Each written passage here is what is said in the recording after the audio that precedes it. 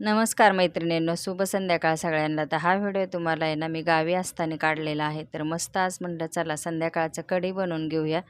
तर इथं मी कढई ठेवली, त्याच्यानंतर मिरची वगैरे सगळं पाट्यावर वाटून घेतलेलं आहे. मिरची, लसूण, जिरे हे सगळं वाटून घेतलं.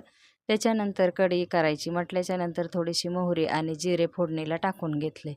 तर आता इथं कढीपत्तासुद्धा टाकलेला आहे. तर हेच ताक आम्हाला दिलं होतं शेजारच्यांनी. तर म्हटलं चला आता ताक काय कोण खायला मागत नाही, तर थोडीशी कढी करूया. तर तेच मग म्हटलं आता चला संध्याकाळचं थोडीशी कढी आणि भाकरी बनवता येईल, तर तेच काम चालू आहे माझं. तर म्हणलं चला आता इकडं मसाल्याचा डबा वगैरे घेतला, बेसन पीठसुद्धा खलून घेतलेलं आहे. थोडंसं बेसन पीठ लावायचं म्हणजे कढी आपली फुटत नाही आणि चांगली मिळून पण येते. तर आता इथं ताक पण दाखवते तुम्हाला. मस्त इकडं ताकाचा डब्बा ठेवला होता मी.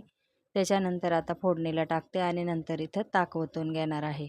तर आधी सगळं मिक्स करून घेतलं, बेसन पीठ, हिरवी मिरची वाटलेली, नंतर वरून ताक टाकून घेतलं तडक्यामध्ये. आता बेसन पीठ पण थोडंसं प्लेट मिसळून टाकली, कारण त्याला पण लागलेलं असतं. तर आता इथं मी कढी बनवते, पण हळद टाकायचं अजून बाकी आहे. तर मस्त इथं थोडीशी हळद टाकून घेते आणि छानपैकी कढी फक्त हा उलथाण्याने फिरवत राहते, म्हणजे ती कढी आपली फुटणार नाही आणि चांगली मिळून येईल.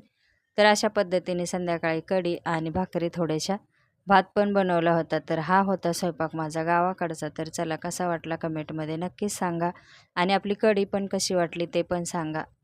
चॅनलला सबस्क्राईब केलं नसेल तर करून घ्या, लाईकसुद्धा करत जा. छानपैकी इथं गावरान ताकाची कढी बनवलेली आहे, ती पण कशी वाटली. मस्त आता चवीनुसार मीठ टाकून घेते आणि मला अजून भाकरी पण बनवायची, आता थोड्या भात पण बनवणार आहे, ते अजून बाकी काम आहे. पण म्हणलं कढी बनवून साईडला ठेवूया, तोपर्यंत इकडे भाकरी बनवूया. तर आता चमच्याने मी एकत्र मिक्स करून घेतले. बराच वेळ मी कढी अशी चमचा फिरवतच शिजवून घेते, कारण उकळी येऊ द्यायची नाही. उकळी आल्याच्यानंतर कढी फुटते. तर आता इथं छान कढी झालेली, झाकून पण ठेवली होती.